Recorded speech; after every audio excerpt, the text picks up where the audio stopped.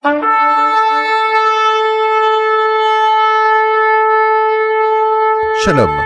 et bienvenue pour cette nouvelle vidéo. Aujourd'hui dans cette vidéo nous allons voir pourquoi le terme testament n'est pas valide dans les Écritures, mais aussi nous allons voir pourquoi le terme Ancien Testament n'est pas valide. Alors, dans toutes les Bibles que nous trouvons dans le commerce ou autres, nous voyons qu'il est écrit Ancien Testament et Nouveau Testament. Mais très peu de personnes se posent les véritables questions. Pourquoi il y a écrit testament? En principe, c'est alliance et non testament. Et ça fait bizarre de voir Ancien Testament et Nouveau Testament. Surtout que, à l'époque de nos ancêtres, de nos prophètes et même de Yeshua, on ne parlait pas de testament, mais bien d'alliance. Eh bien, c'est ce que nous allons voir dans cette vidéo. Alors, pourquoi le terme testament n'est pas valide dans les Écritures? Tout d'abord, regardons ce que signifie le terme testament. Le testament est un écrit par lequel une personne, donc le testateur, exprime ses dernières volontés, par exemple, la transmission après son décès de ses biens, héritage, appelé legs, à un ou plusieurs bénéficiaires appelés légataires. Certaines personnes diront que le terme testament est associé au terme alliance, suite au mot grec, puisque l'Itala, au IIe siècle, qui traduisant via fici par testamentum en latin, a introduit le mot testament au lieu de celui d'alliance pour signifier des livres de, entre guillemets, l'ancienne et de la, entre guillemets, nouvelle alliance. Donc le terme testament est un rajout pour les traductions et non un terme de base.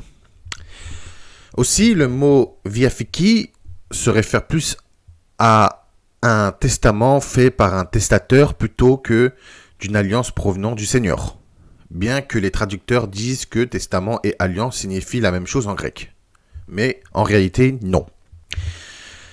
Alors, est-ce que le terme testament est tout simplement valide dans les Écritures? Comme je vous l'ai dit, non. Le terme testament n'est pas valide dans les Écritures. Nous avons un exemple dans Genèse chapitre 9, verset 9. L'Éternel a dit « Voici, j'établis mon alliance avec vous et votre postérité après vous. » Il a dit ça à Noé. Il a répété 2 versets après. « J'établis mon alliance avec vous.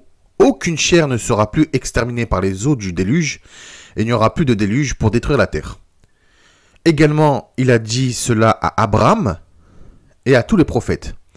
Là, nous avons l'Éternel qui donne une alliance. Nous savons que l'Éternel est vivant pour toute l'éternité. Il n'a ni commencement, ni de fin. Donc, l'Éternel est vivant. Et ses alliances sont éternelles, perpétuelles. Comme l'Éternel l'a dit à plusieurs reprises. Une alliance perpétuelle, une alliance éternelle. Donc, si l'Éternel est vivant, ses alliances le sont également. Et donc, ce n'est pas valable pour le terme testament, puisque le testament, c'est uniquement un mourant qui donne un héritage pour les futurs héritiers.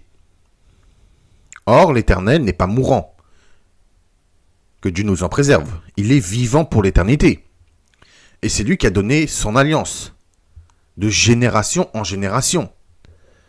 Donc si c'est l'Éternel qui a établi son alliance, et que lui, il est vivant pour l'éternité, alors le terme testament n'est tout simplement pas valide. Puisque le terme testament, ça s'adresse plus à un mourant qui donne un héritage pour des futurs héritiers ou héritières. Voilà, tout simplement. Aussi, il semblerait que le terme testament a été choisi par les traducteurs de la Vulgate, car en traduisant les livres hébreux et araméens en grec et en latin, les traducteurs ont choisi le terme testament à la place d'alliance pour signifier les livres de la première alliance ou des premières alliances et de la nouvelle alliance, et non Ancien et Nouveau Testament. Donc, il y a une différence entre le Tanakh, c'est la Bible hébraïque, et l'Ancien Testament des chrétiens. Surtout qu'il y a des divergences concernant l'ordre des livres et des catégories des livres des premières alliances, etc. Mais aussi, revenant dans les termes en latin, le mot alliance a plusieurs significations et plusieurs termes, et non seulement testamentum.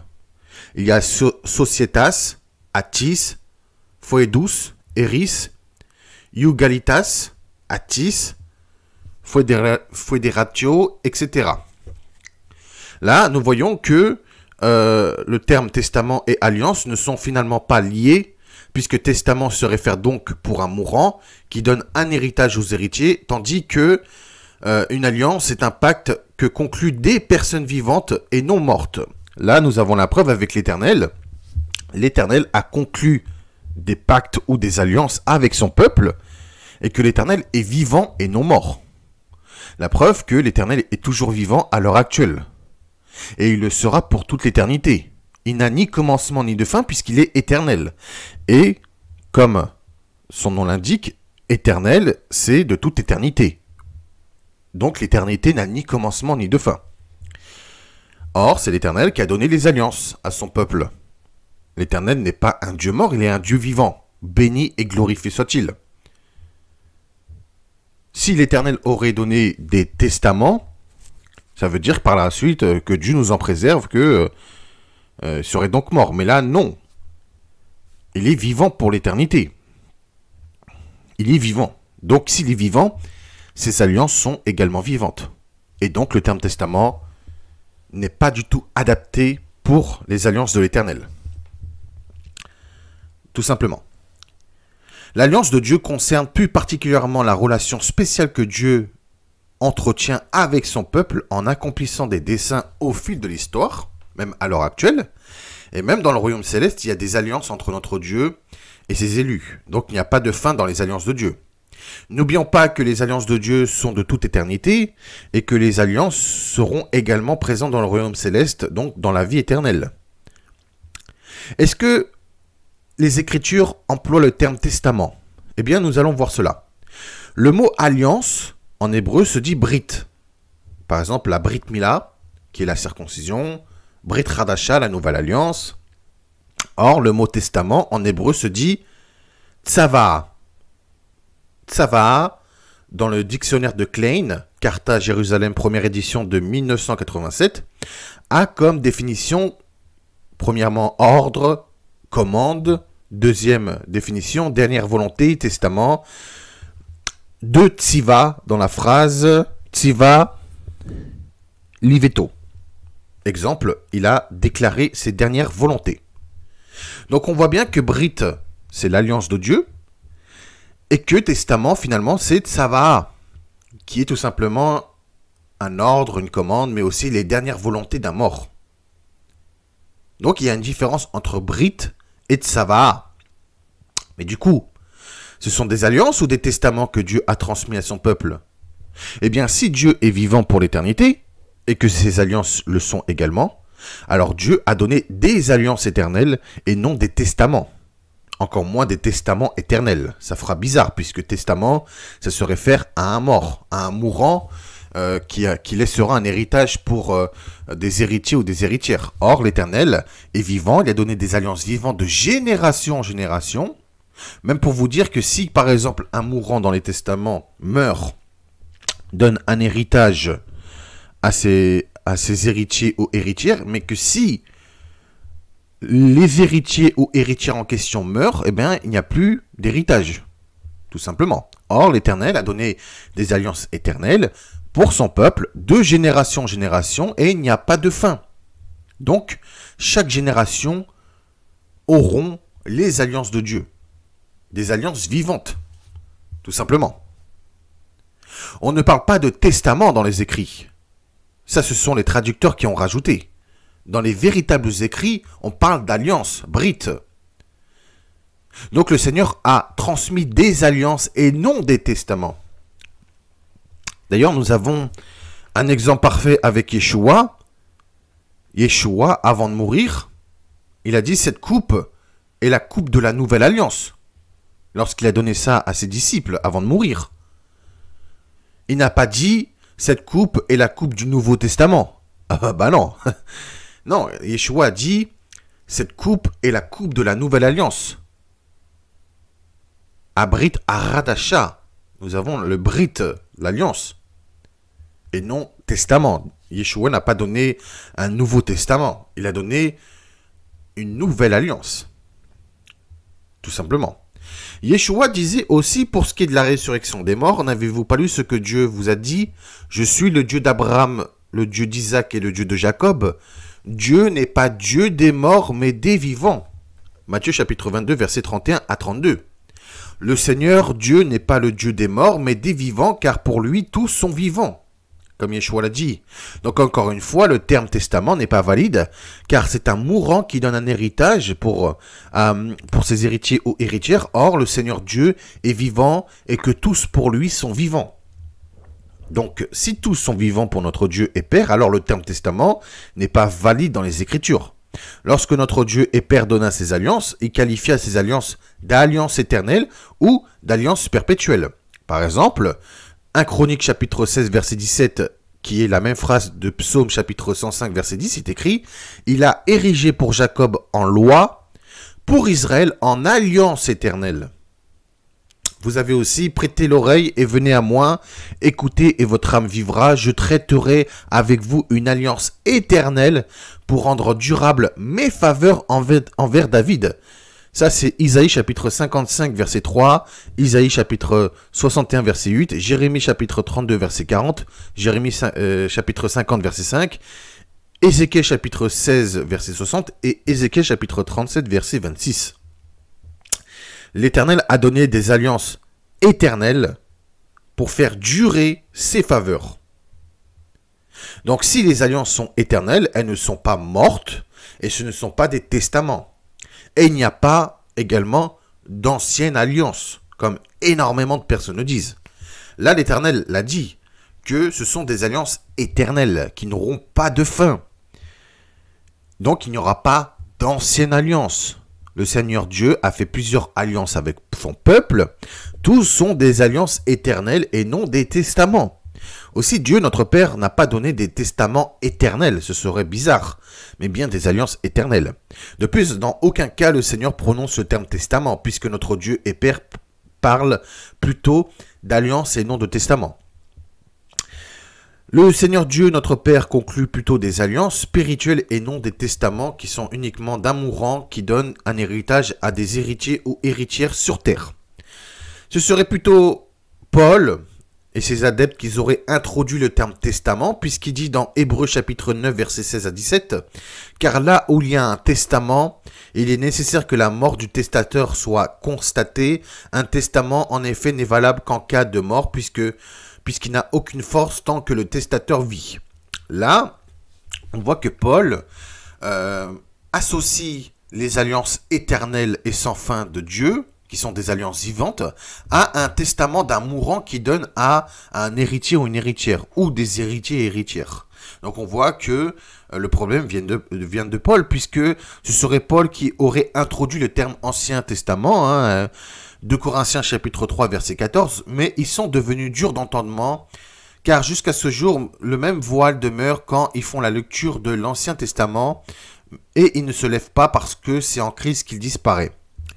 Donc si, en même temps, dans ce passage, si nous lisons, entre guillemets, l'Ancien Testament, ça veut dire que nous avons le voile, même si nous croyons en Yeshua et que nous avons donné notre vie à Yeshua, en même temps, hein, pour Paul, tous ceux qui lisent l'Ancien Testament, entre guillemets, ont un voile. Mais bon, même ceux qui croient en Yeshua. Mais si nous regardons Hébreux chapitre 9, versets 16 à 17, en hébreu, il est écrit « Hen beimatse tzavaa tzarich sheeushar dvar motoshel baal atzavaa kerak bemot hamet tikon atzavaa ve'ein la tokef kol od rai baal atzavaa ». Ici, dans le texte, il est bien question du mot tzavaa, donc testament et non alliance brite. Paul a bien utilisé 4 fois le mot tzavaa et non brite. Et donc tzavaa signifie, comme je vous l'ai dit, testament.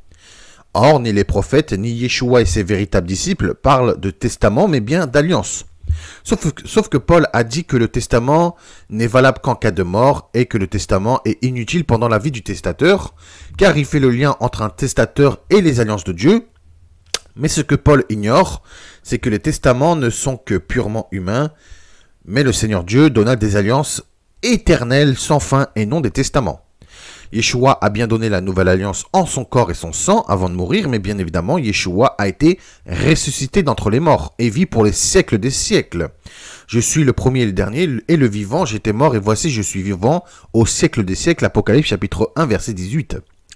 Même Yeshua avait dit à ses disciples, lorsqu'il était ressuscité d'entre les morts et avant de monter dans les cieux vivants, voyez mes mains et mes pieds, c'est bien moi, touchez-moi et voyez, un esprit n'a ni chair ni os comme vous voyez que j'ai.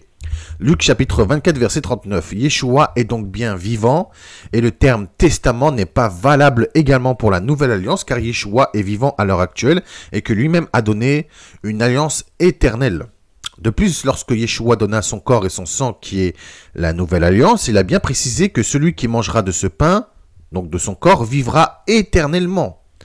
Jean chapitre 6 verset 51 et Jean chapitre 6 verset 58. Donc cela prouve aussi que Yeshua n'a pas donné un testament, mais bien une alliance éternelle en son corps et son sang, qui est la nouvelle alliance. Or, un testament est de la part d'un mourant qui ne sera pas ressuscité d'entre les morts et ne vivra pas. En tout cas sur terre. Lorsque Yeshua a donné la nouvelle alliance à travers le pain et la coupe, il n'a pas dit cette coupe est la coupe du Nouveau Testament. Mais il a bien dit cette coupe est la coupe de la nouvelle alliance. Et Yeshua a dit à Brit Aradasha et il n'a pas dit à Tzavaha. Tout simplement. Donc, dans les Bibles, ce seraient plutôt les termes premières alliances et nouvelle alliance et non Ancien Testament et Nouveau Testament. Aussi, étant donné que les alliances de Dieu sont éternelles et vivantes, alors le terme ancienne alliance ne sont pas valables car le Seigneur Dieu n'a pas mis un terme aux alliances depuis Adam jusqu'à Yeshua, son fils. Donc les véritables termes sont premières alliances et nouvelles alliances puisque les premières alliances ont été renouvelées et rachetées à travers Yeshua et son sacrifice et elles sont toujours d'actualité car elles sont éternelles. N'oubliez pas que notre Père a dit que ces alliances sont de toute éternité. Des alliances perpétuelles, des alliances éternelles de génération en génération. Il n'y a donc aucune fin mais une éternelle continuité. Voilà mes amis. Bien, c'est la fin de cette vidéo. J'espère que cette vidéo vous aurait plu et j'espère que vous aurez vu la vérité par vous-même. Là, vous voyez que le terme testament, en plus Ancien Testament, n'est pas valable puisque l'Éternel a donné des alliances éternelles et qu'il n'y a aucune fin dans les alliances éternelles. Et n'oublions pas que l'Éternel, notre Père, est vivant pour les siècles des siècles et que c'est lui l'auteur des alliances.